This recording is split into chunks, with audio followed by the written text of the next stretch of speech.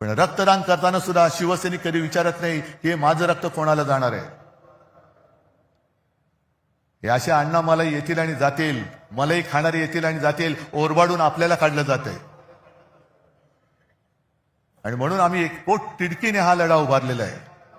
नाही तर आम्ही पण गेलो असतो ना. हे एवढं देश भरून अडाणींनी टाकलेलं आहे, त्याच्यात आम्ही आमची घरं भरली असती. काय फरक पडतोय.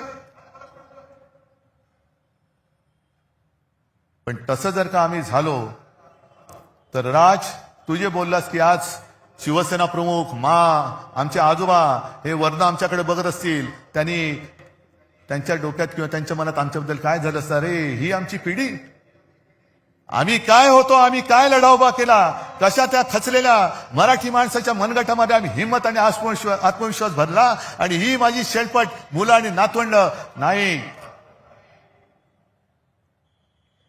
पण त्यांनी जे आणखीन सांगितले की जगायचं कसं, एकच दिवस जगा पण तो वाघाचा जगा, 100 दिवस शेळीच्या जगण्याला काही अर्थ नसतो. जगायचं असेल तर वाघ म्हणून जगा, आणि शेळी म्हणून जगायचं असेल तर भाजपात जा. जे गेलेत गद्दार त्यांना जाऊ दे. असे अनेक जण आले आणि गेले. जसा अस्वलाच्या अंगावरचा एक केस उपटला तरी काय फरक पडत नाहीये, केस येतच असतात.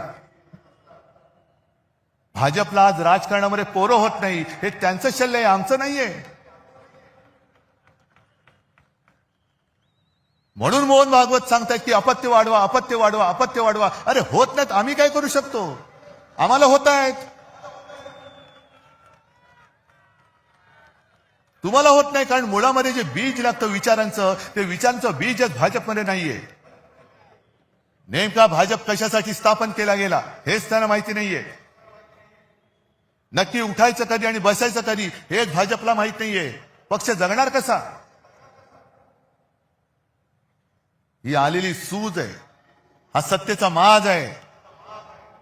आणि हा माज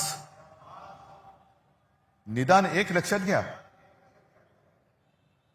इतिहास वगैरे जो काय कोण बघत असेल, काय बघत असेल मला कल्पना नाही. पण खंडोजी खोपडेचं नाव घेतल्यानंतर आपण काय बोलतो, सूर्याजी पिसाळचं नाव घेतल्यावरती काय बोलतो,